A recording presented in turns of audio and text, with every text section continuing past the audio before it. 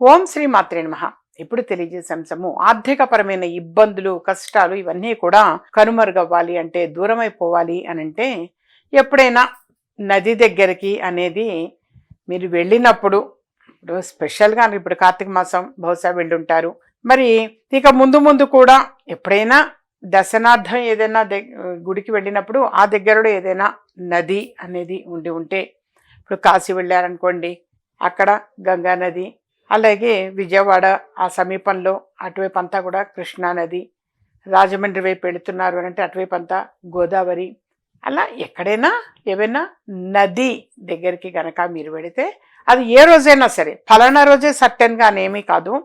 రావి చెట్టు యొక్క ఆకుని అంటే రావి ఆకు అనేది తీసుకొని దాని మీద మామూలుగా ఒత్తులు ఆ నూనెలో ముంచేసి ఆ ఒత్తిని అందులో పెట్టి అది వెలిగించండి. వెలిగించి అది ఇన్ని ఒత్తులు అని ఏమీ కాదు, ఒక 3 ఒత్తులు 5 ఒత్తులు 9 ఒత్తులు మీ ఇష్టం. అది బరువు మరీ హెవీ అవ్వకుండా ఉండేందుకు అది చూసుకొని మీరు ఆ పువ్వు ఒత్తి అని చెప్పేసి ఉంటాయి, కుంభ ఒత్తి, ఓ 2 ఒత్తులు అలా నూనెలో ముంచి దాని మీద పెట్టి వెలిగించండి. వెలిగించి కొంచెం పసుపు కుంకుమ పెట్టి ఆ పారే నీటిలో వదలండి, నదిలో వదలండి. యథార్థంగా అలా నదిలో వదలటం వలన ఆర్థికపరమైన ఇబ్బందులు అనేవి ఏమైనా ఉండి ఉంటే ఎవరికైనా ఆ ఇబ్బందులన్నీ కూడా తొలగిపోతుంది.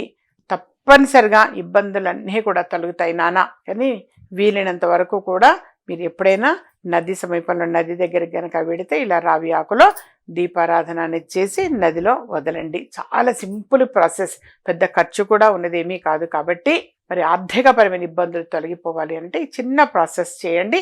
ఇంకా ఏమైనా సరే సమస్యలు ఉన్నాయి అని అనుకుంటే వ్యక్తిగతంగా అపాయింట్మెంట్ తీసుకొని కలవచ్చు. ఎప్పుడు నేను హైదరాబాద్లోనే అందుబాటులో ఉంటాను.